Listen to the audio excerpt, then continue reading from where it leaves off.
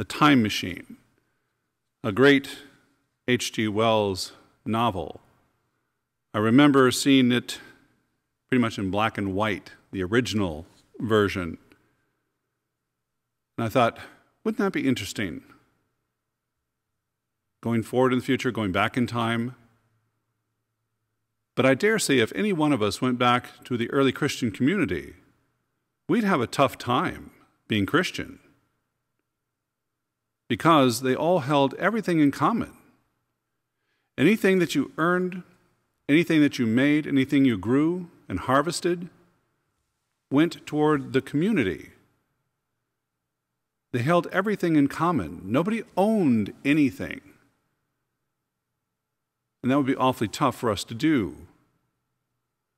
Because from an early age, we hear the words, "This is for you, this is yours."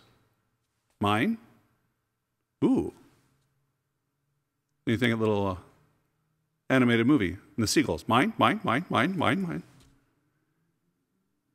And then we tend to become a little greedy, a little self-centered, a little selfish. And I remember for me when it was solidified that something was uniquely mine and nobody else's in the world. And that was summer camp when we unpacked and I looked at the underwear and it said my name on there. Thank you, Mom. T-shirts, thank you, Mom. Socks, really, Mom? Surprised you didn't write it on my forehead.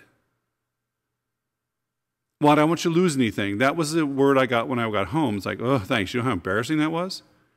And my mother's answer, I'll bet everyone else had the same thing. You just said it. Perhaps. There are certain key events that solidify that that is mine. I worked hard for that. I earned that. I saved my allowance, saved it for weeks and weeks and months, and finally, this is my acquisition. This is my new treasure, and it is mine. It would be awfully tough for us to be a member of the Christian community in the early days of the church. And yet, that is what Jesus is asking Nicodemus to do.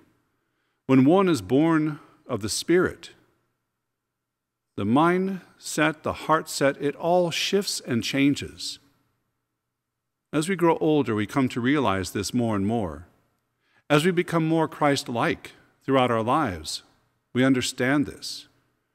There is a need greater than I have this day, and so I'm called to share, to make someone else's need less.